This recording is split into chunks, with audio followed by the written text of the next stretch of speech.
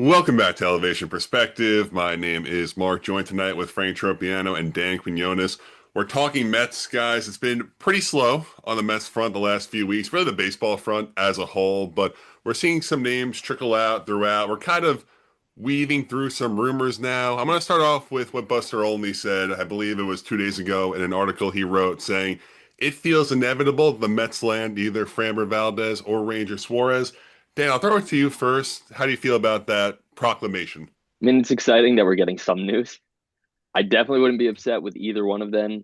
The three of us have talked about Framber when it's like all the numbers look great, but for whatever reason, there's something about him that you don't love. I definitely wouldn't be mad at it. It's Do you think not it's like gone too far, though, in the wrong direction? probably. Yeah. And again, I would not be upset in the slightest if they did sign Framber tomorrow. New York is like, it's a tough place mentally. And then obviously, I mean, we talked about it earlier today off camera, like the way people reacted when the catcher crossed up and then he just beamed him. That's personality like that. You don't know how that'll play in New York, but if you have the talent, you have the talent. It's just It just feels like a small blemish on a really good career that happened at the worst possible time. I agree to an extent because that's not a blemish. That's like you didn't perform blemish. That's a mental blemish. That's not something that's like that one slipped or like I accidentally hung a curveball. That one is a little more like you did not met. Maybe you can still grow mentally, but I feel like it's a different kind of blemish that probably hold a little more weight. But like I said, I wouldn't be disappointed at all if he's a Met tomorrow. I wouldn't be disappointed with the Ranger Suarez. It's two good options to have an either or of. Before we get to Ranger, Frank, has your stance changed at all on Framber Valdez? No, in fact, I've gone the other way. I really don't want Framber. If Framber were free, I wouldn't want. That's obviously a joke. No, I wouldn't mind Ranger Suarez. I don't want Framber. I just think that whatever we're gonna lock ourselves into, whether it be anywhere from 4 to 7 years, I don't know. I've seen a bunch of different things, right? Probably, I don't think he's getting 7 anymore, but I know that that was the initial like ask what they wanted for him, right? So even like if he's a head case, he's gonna be a head case for 4 years. We're not gonna. That sounds like a disaster. And like, listen, I'm all in for risky players. I wanted Pete Alonso back on this team so badly. Like that was our risk, and I knew what he was. Framber's a completely different animal. I don't. We don't need that. I don't know. I just think he's so stable and so reliable. I know we can't look past, but like I said, like it was one little thing that if that happened 2 years ago, no one would have remembered it. It happened, of course, a month before his free agency when the lights could not have been brighter and he was super magnified, which I get could be a problem going to New York, but I just feel like we've gone too far in the wrong direction.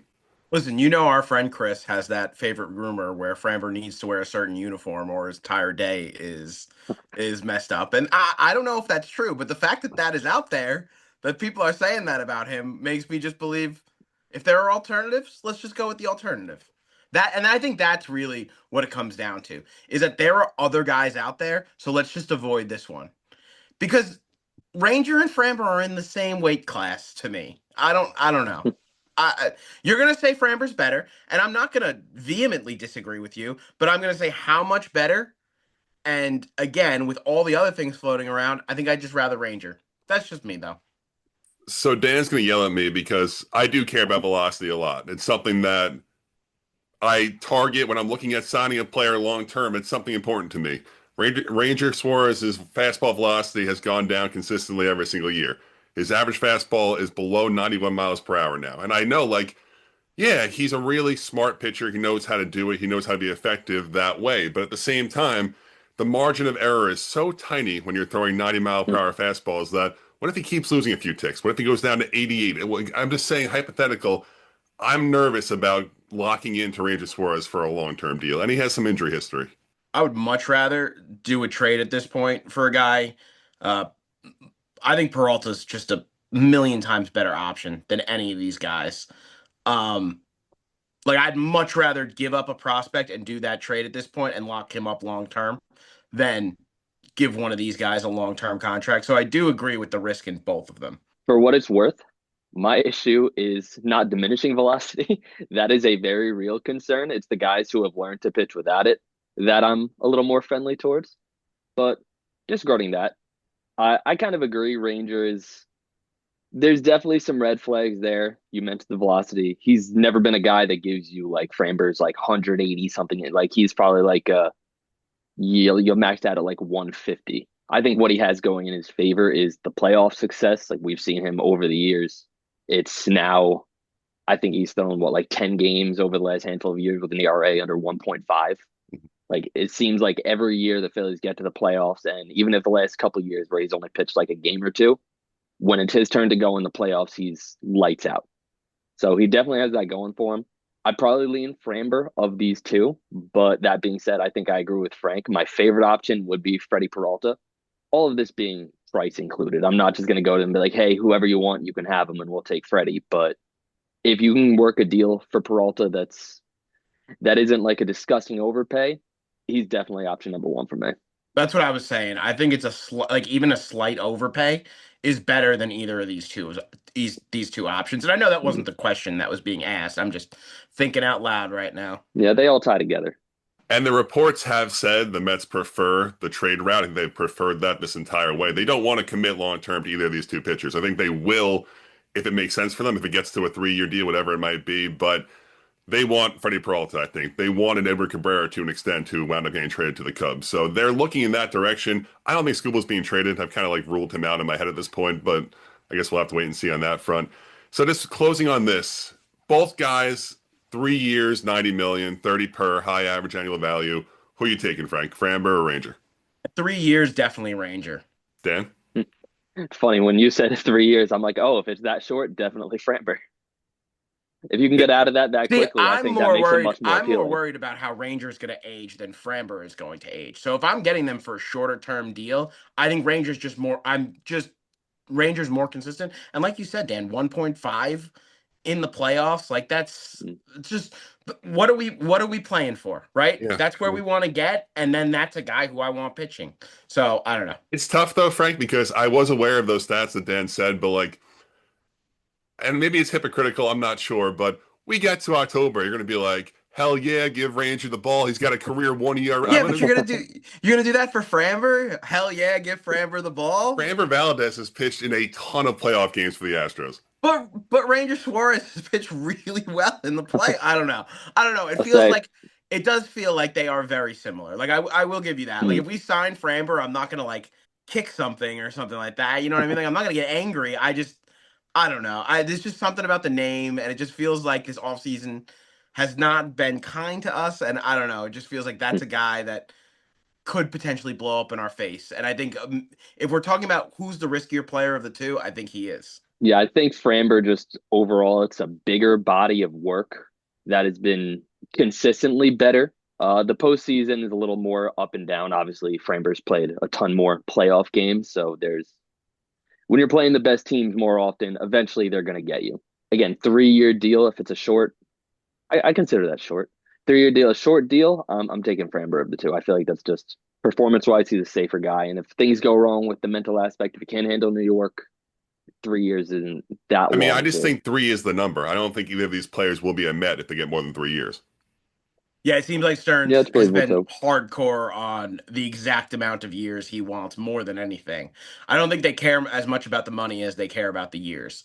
So getting away from the two pitchers now, January 7th, we were circling back to Kyle Tucker. There was a time where when we traded away Nimmo, we were kind of like, oh, they're opening up spot for Tucker. And then that kind of poured some cold water on there. But now apparently we're one of the most aggressive suitors along with the Dodgers and the Blue Jays. Frank, we'll kick this to you first here. How'd you feel when you saw this little tidbit that one of the most aggressive suitors after Kyle Tucker? So I think I'd be really happy if we signed Kyle Tucker. I feel like I've gone back and forth on whether or not I want Kyle Tucker, but now I'm just kind of looking at it like, I mean, it's still Kyle Tucker. Like he's still a really great player. I don't know if I thought that he was worthy of $400 million just because this last season and what is he? We know he's going to be solid. Is he going to be worth that money? I'm not sure. I just keep going back to it seems like the Blue Jays are willing to go long term with him and are being super aggressive. So I still think he's going to end up a Blue Jay. But why Did isn't you it hear done yet? differently? Why isn't it done yet? That's a great question. Maybe he doesn't want to be a Blue Jay. Because I was going to say, the rumors are, well, of course, he was spotted at the Blue Jays facility last month. Apparently, the rumors are the Blue Jays are the team most in, and the Mets and Dodgers are looking more short term with him. So I look at that and I'm like, does he want to be a Blue Jay? Dan, how do you feel about the situation? I see what you're saying to an extent. I feel like with the year he just had, which in the grand scheme of things wasn't even that bad of a year. It's just by the standard he set for himself, it was a bad year. I think he had a number set, and when the Blue Jays didn't hit that number, that's when things kind of slowed down. And now he's just kind of shopping around, seeing if anyone will get to that number, which probably isn't realistic. After the year he had, there's probably everybody is like, okay, maybe he's not that like $500 million player. I think the Blue Jays are the most likely spot, but again, if he's willing to take a little bit less years and more money AAV, I think that really opens up a spot for the Mets. I originally thought Bellinger was the best fit because of the versatility, but for a bat like Kyle Tucker, knowing that Benj is good enough to play center field, you just prefer him in left. You probably just make the sacrifice, put Benj in center, and let Tucker roam out there. He's still a good defensive outfielder. Benj, he'll hold his own in center field, but I think for that kind of bat, you just make the sacrifice, even if that's not the MO that Stearns has had for however many years. I also think that what just going back to something you just said, Mark, and it's Blue Jays are offering the long-term deal. Mets and Dodgers are offering the short-term deal. And I bring us back to earlier in this offseason when Edwin Diaz flat out just chose the Dodgers over the Mets, right? Like he flat out just went to the Dodgers over the Mets. I'm not trying to be negative, but why would Kyle Tucker choose us over the Dodgers right now? It's a fair point. I So mean, listen, we don't know how in either team actually are. We know the Blue Jays are in. We know the Mets and the Dodgers are kind of lurking as well, talking to the players, seeing if they can come to an agreement. So I think it depends on how interested they actually are. I think if the Dodgers want this player, he will choose them over us. I mean, none of us can answer this right now, but it also probably just depends on personality. Because, like, we know Diaz was like, I want the best chance to win a World Series. I want to go win right now. And then we had Ime go to the Astros and be like, hey, I'm not joining that team. I want to be the guys that beat them. Kyle Tucker has a World Series ring already. He doesn't need to go ring hunting. So maybe he does it anyway, but don't think it's a given. I definitely understand what you're saying. The difference is, I just think at the end of the day, the Dodgers are proving to be a world-class organization that wins and is going to offer you a lot of money. And so if they're doing all three of those things, then it's hard to choose anyone. And I'm not just knocking the Mets. Like the Yankees are in the same position right now. The Astros are in the same position, right? I mean, the Astros are not really a big player in free agent. The Red Sox are in the same position right now. We've watched the Blue Jays and the Padres whiff and whiff and whiff over free agents that just go straight to the Dodgers. So everyone feels like they're playing catch up to them. So it's hard for me to put us in a position where we're not also playing catch up to them. But you're right. It could be different. I'm not saying it definitely will be. So, Frank, I would say, hypothetically speaking, maybe the Dodgers will only go 2 years, 100 million with Tucker, and we'll go 4 years, 200 million. They're going to have opt-outs, whatever small Right. short-term deal he signs. Maybe the Mets offer him more guaranteed in case he does get hurt or anything, in case him and his agent are like, you know what, we'll take the 200, just say guaranteed. No, but if all things are even, 100%, he should probably go to the Dodgers. But of course, these are all hypotheticals. Dan, you mentioned Cody Bellinger. There's been still some rumors there. The Mets are still kind of involved. It feels like it's just the Yankees to me, like kind of reading through the tea leaves. It feels like the Yankees want this player. He wants to go back. They're just trying to figure it out. And maybe he's kind of turned off by this negotiating process. But to me, I think he's going to go back to the Yankees. I don't know if you saw the reports that came out where there was like a gap between the two in years and AAV. It really makes me, and I think I saw a clip on Twitter today, like Michael K talking about it. Like they really don't want to go over that number. Then that gamble with Trent Grisham is just really messed up everything they've been planning. Yeah. So, I mean, I think we all know they want Bellinger back, but it's just a matter of how willing are they to go above the number and go into that next like penalty threshold. So just from a Um, Mets standpoint, do you think if there's a number, say it is 4 years, 5 years, whatever it is, that the Yankees won't go to, I don't think we're going to go there either. I think just piggybacking off of this conversation, right? The worst thing that can happen for the Yankees right now is Kyle Tucker signs soon. And then, all right, say it is the Dodgers, right? Then the Mets and the Blue Jays might feel a lot more willing to give Cody Bellinger what he wanted now that Kyle Tucker's off the board.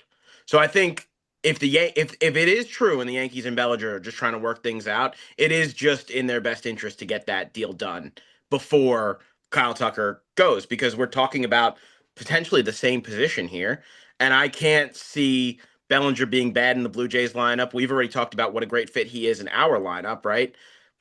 Same thing with the Dodgers. I could see them bringing him back. So, all these teams that are in on Tucker, I would assume are going to pivot to Bellinger. Again, price varying, but I think it would be in the Yankees' best interest to get that deal done. I agree that they should probably be the team that goes and just gets out ahead and signs him. My gut tells me Tucker probably ends up in Toronto. That feels like the best fit in my opinion. And the reports with Bellinger has been that he likes New York, but he would go back to LA. And what it looks like the teams are going to do money wise, if the Mets and Dodgers both lose out on Tucker and their fallback is Bellinger, then I think the Yankees would just be the team like, well, we're not going to pay what they will, so we have to figure it out. So I think it's in their best interest to just get that done ASAP. I would prefer Tucker over Bellinger. And like I said, you just live with Bench playing center field. After last season, I would not be upset in the slightest with either one of them. Yeah, I agree with that. I think Cody's a good player. I think Kyle Tucker is a difference maker player. Frank, do you agree? Will you take Tucker over Cody if you have the option? Yeah, this is really difficult for me. I guess I'm really unfairly down on Kyle Tucker. I don't know if that's fair. Like I still want him, but like I don't know. I maybe this year, maybe I'm just putting too much into this stock of this year. I'm also worried about the injury concern, but Bellinger's also always injured. I don't know. Feels like we're rolling the dice with pitchers. Feels like we're rolling the dice with hitters. So at this point, David Stearns didn't do anything that I wanted him to do, so I'll just let him do what he wants to do. To that point, I wonder if I'm too low on Cody, and I feel like I've been throughout this offseason just because I think the type of contract he's going to get is only warranted if he's a Yankee. I think he only makes that kind of impact if he's on that team. Otherwise, I think he's a fine player. I think he would help the Mets, but to pay him this massive contract, I don't think we're going to get the results we want to see. Mark, I agree with your point to an extent. Obviously, that kind of player, like, there's definitely some concerns there. But considering when he was a Cub, he was just a totally different kind of player. It almost reminds me a bit of like Curtis Granderson when he was one style player. Then he went to the Bronx. He's like, look at that short porch in right field. Let's just swing away, hit bombs. Then he came to the Mets, and it took him probably almost that first full year. But then he turned into a different style of hitter, kind of back more similar, not exactly the same, but similar to what he was in Detroit. I think Bellinger's kind of in that same realm where he had one kind of approach, but knowing how many home runs he could hit in Yankee Stadium, is like, all right, let's sell out on this for now. And if he were to leave Yankee Stadium, I think he would revert back to that old approach. Okay, If that's it a good works, it's point. a different story, but I'm not. That's why I'm not as worried as you are about those, like the underlying numbers that would indicate that he would struggle away. Oh, that's valid. We pretty much went through our rumors. I fear that we're going to talk about these same four players next week because this is a very, very slow, very long off season. Let's talk about a player that's actually on the Mets right now in Mark Vientos. I'm kind of looking to see how this roster is shaking up. We've talked about it a little bit on the side here, but I kind of have a bad feeling that they're giving Mark Vientos a starting job. And I want to like preference that by saying I'm concerned by giving him the keys and saying, good luck out there. You're the DH. You're getting 500 at bats based on his awful season. And listen, there are some options out there. We'll talk about it. Dan, you're kind of the Vientos guy of the three of us. Do you support the idea of breaking camp with him as the DH? I am not against it just because if it doesn't work, that's not really hard to move on from. Like if Polanco is getting a lot of your reps at first base, this is all depending on if he's ready or not. But I've said this with you guys a few times. Like Ryan Clifford, I think, should have an opportunity to play first base pretty regularly. And depending on how he plays to start the season, I think it could be pretty early on. So if you start the season, Polanco's playing first, Vientos DH, and Vientos struggles, and it's just not worth it anymore. Polanco can DH, Clifford comes up and plays first. Like it's just an easy fix if it doesn't work. As opposed to if you go out, I know one idea you mentioned before when we weren't on camera is like, hey, Eugenio, if you go and sign him to the kind of contract that I think he would get, it becomes much harder to move on if it doesn't work out the way you want it to. And let's say even if he does play fine, if him and Polanco are both holding their own, then Ryan Clifford becomes, I mean, I guess he becomes tradable, but if you don't trade him, then it's kind of like, where does he go? Because there's not a spot for him at that point. So I think the easiest option is probably just give Vientos a shot, knowing what his upside is when he is clicking, because we also obviously 25 was kind of a train wreck. He even said he went in a little too confident, thought he had figured this league out. Clearly he did not. But 2024, he was so locked in every aspect. It seemed like he could do no wrong at the plate. So I'm willing to give him one more shot, an off season to just clean slate, see what is actually there. This kind of brings me back to the problem that I've had with the Stearns messaging that we're getting in terms of, all right, we have to tear it down because it's not working.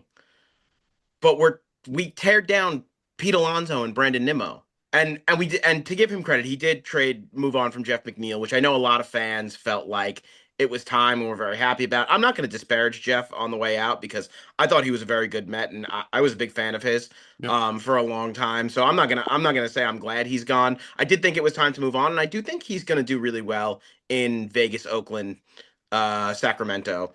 Amazing. So I'm rooting for him. He was a great Met. I don't think we have to turn him into anything else. But as for where it stands with Vientos, he was part of the problem last season. So we're just gonna run that back, and that So, bothers me. so my only retort there, and I'm pretty out of Vientos as a player, but I see the idea because Stearns has said this over and over again. He has to open up an avenue for young players to play. And listen, like But I said, I don't think he's that guy, but we were talking about him as a homegrown star, this time last year. We thought we had lightning in a bottle. We thought this was a 35 homer bat hitting behind Pete and Soto and the whole nine. And of course, it didn't turn out that way, but I see the idea of in this transitional kind of year to give him the first opportunity.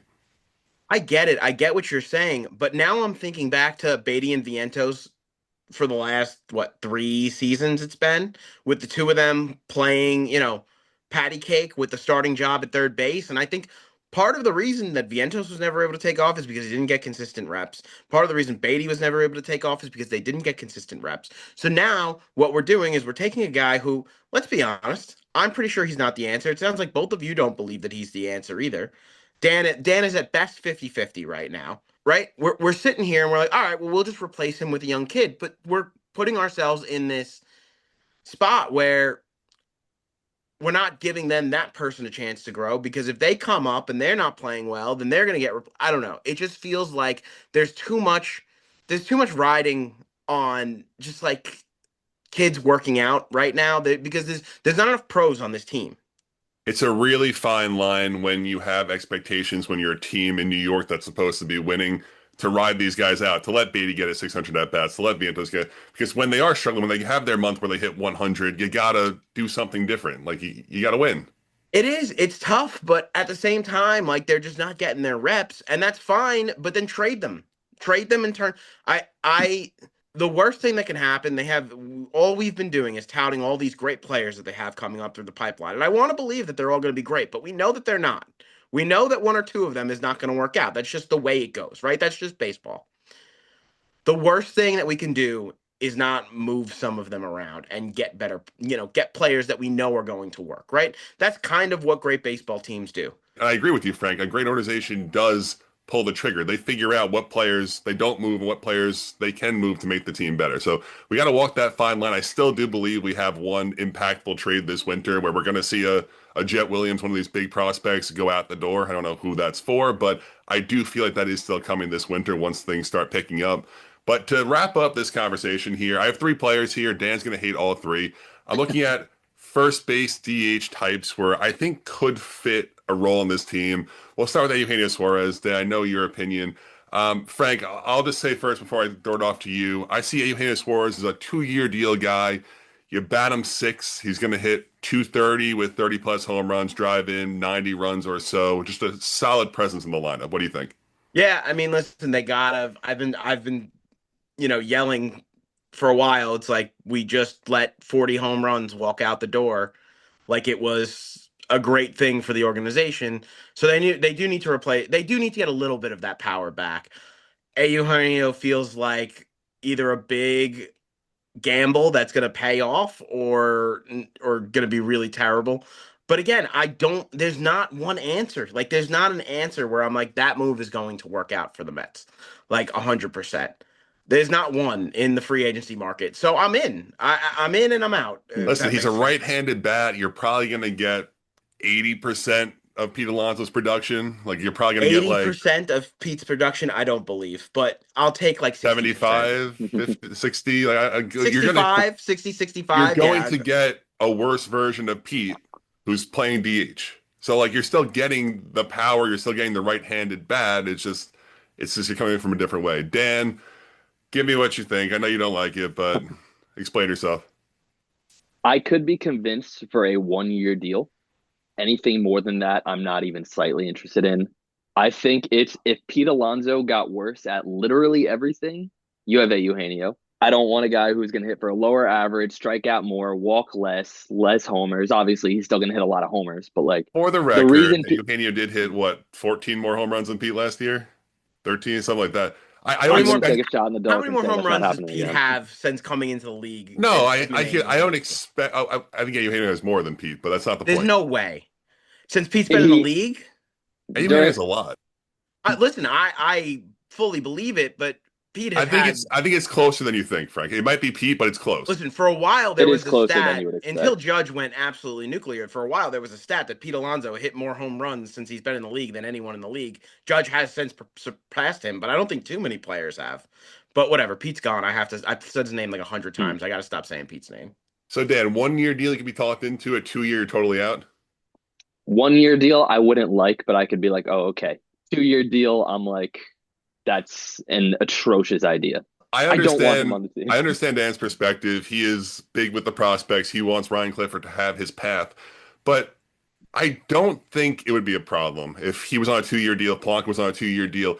If Ryan Clifford deserves the spot, he'll get the spot. These things work themselves out, and you can't really go into it being like Ryan Clifford will probably be good. We can just leave that spot kind of open-ish for him to come up. And I know like that's kind of like the Vientos like fail safe, but what if Vientos and Clifford are both bad? Then what? I don't know who the other two guys you're going to name are, but I can tell you I'll take them both over Eugenio. I don't think you will, but let's see. All right, Oh, next we'll get player. there. Next player. Very unorthodox. Not really a first baseman, not really a fielder. Luis Suarez. And Yeah, over Eugenio, yeah.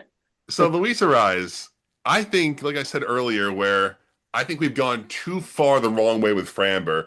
I think the baseball community has done that with Luis Suarez. He's a flawed player. He doesn't hit for power. He can't play a good defensive position. The WAR is always really bad, which is the whole big thing with him. Everyone loves WAR. But I feel like there is still something to a guy who you know is going to bat 300. He's going to go out there. He's going to put the bat on the ball in a high pressure situation. He doesn't strike out. I don't love the idea of it, but I'm open to the idea of it. Dan, what do you think? So I totally agree. I'm open to it. I don't love it. I will 1000% take him over Eugenio. That one's an easy one.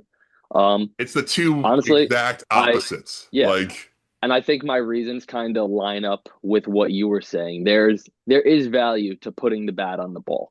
Because like everyone says like a walk is as good as a hit, but at the same time like you put the ball in play or let me rephrase this. A guy who strikes out is just another out is a better comparison. Guys aren't making errors when you strike out, but if you just keep putting the ball in play, you're going to have guys miss play balls. You're going to get extra bases from that. It's it's a skill that doesn't really get talked about much anymore, but I still think there is some value. Obviously, it's kind of the only part of his game that does play well. I think maybe he might hit 10 homers, if that. Probably not. I don't even know if he hit more than like five last year. I don't remember what the number was. I just remember having him in fantasy and being like, wow, he does not hit any. Again, it's a different approach, but I'm not against it. Do you happen to know what his on base is? I It's can like pull it barely up for higher you. than I'd batting imagine average. it's low 300s. I think like 320-ish. Let me look it up. That's the concerning part to me, where it's like what if he just stops hitting the baseball? And like I know like average is way more consistent than power. You know what I mean? Like he'll probably won't lose that, but like it's not like he's a guy that just finds a way on base. And then I feel like I'm contradicting what Dan said. I agree with what you're saying, where it's like if he keeps putting the ball in play, he's gonna cause errors and he's gonna hustle out a single. I don't know. So it was I 327, which is respectable. What was his batting average? It was like 298. 292 average, 327 on base, which was a career low. So for his career, he's a 317 hitter with a 363 on base. I'm just afraid of everyone falling off a cliff for us, to be completely honest. But you can't live like that. You know what I mean? So yeah, I'm I mean, in. he's 28 years old. Like, I think he'll still be hitting for at Yeah. least a handful more years for I sure. don't think he'll. I don't think he'll demand a lot of money or a long term deal. So sure, I'm in. So the reason I'm not worried about that with obviously 28, it's not like he's getting old to the point where his body diminishes. But the thing with him, he has the slowest swing in baseball and the shortest swing in baseball. Those aren't two things that necessarily like age out. He's not. It's not like he has quick hands. That's why he's getting to the ball. He's just so short to the ball, and that's not something that really diminishes. So I'm not worried. I'm not worried about his bat to ball skills diminishing anytime soon. And the last one, this one is really just kind of for the LOL of it, but it also does fit with his nemesis, Jeff McNeil, now off the team. Rhys Hoskins. Bringing in Rhys Hoskins, righty bat, play a little first base, play some DH. He's got that power. He's got a great on base percentage every year, great eye, draws a lot of walks. It might fit. I will take him over Eugenio. Wow. Yeah, I Frank, anything mean, for me? I don't want that. We don't. No, no, none of us want I that. don't think we want it. I want I don't Eugenio. want that, And but Reese is always hurt too. Like that guy's always banged up too. Yeah. I I don't want that. Okay. Pass. I'm Yeah, I'll not give you a saying yes to Eugenio. I'll give you a yes to Arise, but I can't say yes to Reese Hoskins. Can't do I- it. I'm not saying I do want that because I do not. But yeah, that's power and a good on base. All three of these guys are bad first basemen. That's not really anything we can even compare them. So that's let's just call all of that a wash. Hmm. The guy that gets on base a lot, who's going to be probably if you slot him in, that would be somewhere after Soto and Lindor, before like the Beatty Alvarez. Like there's a chance that could be like it could lead to a lot of runs having a guy that gets on base all the time, sandwiched in the middle of that. But yeah, I don't want any of those options. But like I said, A Eugenio is 3 out of 3, without a doubt. We'll close it on this. I am fine with Vientos at DH if Kyle Tucker's in left field. No problem with me there. Fine. Cody Bellinger, I'm okay with it. Where I'm not okay with it is if it's Luis Robert in center, Carson Bench in left, and then Vientos at DH. That's three people I don't know what they're going to do. That's where I'm a little bit more dicey. If you handle the outfield situation well, then you can play around with Vientos at DH. Listen, one day you're gonna let me talk about putting Catal Marte on this team, but I guess it's not gonna be today. Maybe next week. All right, boys, we're gonna end it there. Hopefully, next few days, maybe we hop on here. We have a signing. It feels like it's gonna happen soon. I don't know. Maybe not. Who knows? Maybe it happens in February. But thanks for watching.